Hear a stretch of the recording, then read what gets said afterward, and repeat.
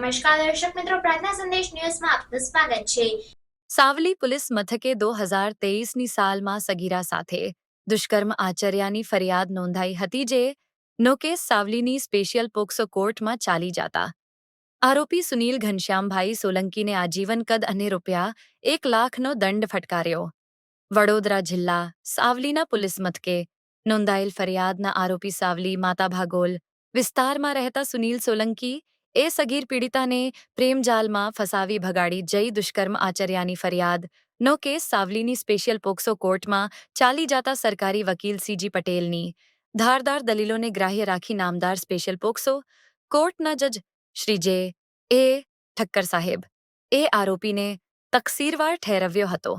અને સમાજમાં દાખલારૂપ ચુકાદોમાં સગીરા સાથે દુષ્કર્મ આચરનાર સાવલી માતાભાગોલ વિસ્તારમાં રહેતા આરોપી સુનિલભાઈ ઘનશ્યામભાઈ સોલંકીને દુષ્કર્મ સહિત આઈપીસીની વિવિધ કલમો હેઠળ આજીવન કદની સજા અને ₹1 લાખનો દંડ ફટકાર્યો છે, જ્યારે 2024માં અન્ય નોંધાયેલ ફરિયાદની 3 અને 5 વર્ષની સજા અને 3 અને 5,000 દંડની સજા કરાઈ છે અને આરોપી દંડની રકમ ₹1,08,000 રકમ કોર્ટને ભરપાઈ કરે તો એ રકમ પીડિતાને ચૂકવા હુકમ કરેલ છે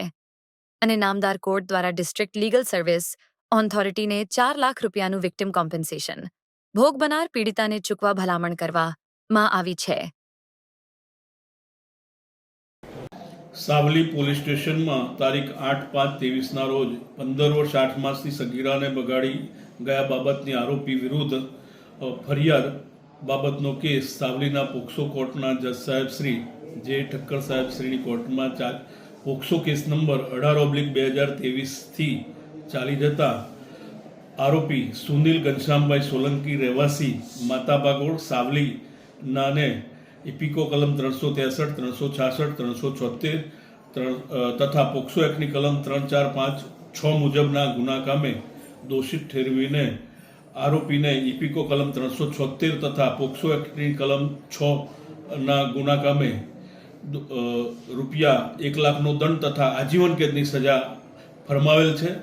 તથા ઇપિકો કલમ 363 તથા 366 કામે 3 વર્ષ તથા 5 વર્ષની સજા અને 3,000 તથા 5,000નો દંડ ફરમાવેલ છે।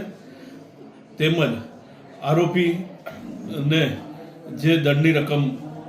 નામદાર કોર્ટમાં જમા કરાવે તે વિક્ટિમ પીડિતાને નામદાર કોર્ટમાંથી વળતર તરીકે ચૂકવવા હુકમ કરેલ છે। તેમજ વિક્ટિમ કોમ્પન્સેશન સ્કીમ હેઠળ ભોગ બનનાર પીડિતાને ₹4 લાખનું વળતર ચૂકવવા DLSAને ભલામણ કરેલ છે। તેમજ આ આરોપી એ અગાઉ આ જ પ્રકારનો ગુનો અન્ય પીડિતા સાથે કરેલ હોય તેને અગાઉ અત્રેની કોર્ટે તારીખ 12/1/24ના રોજ પોક્સો કેસ નંબર 43/21ના કામે પણ 5 વર્ષની સખત કેદની સજાનો હુકમ ફરમાવેલ હતો, જેથી દયાપાત્ર રાખવા ન હોય આરોપીને કડકમાં કડક સજા આજીવન કેદની સજા ફરમાવેલ છે। પ્રાર્થના સંદેશ ન્યૂઝની તમામ લેટેસ્ટ અપડેટ્સ માટે ચેનલને હમણાં જ લાઈક, શેર અને સબસ્ક્રાઇબ કરો।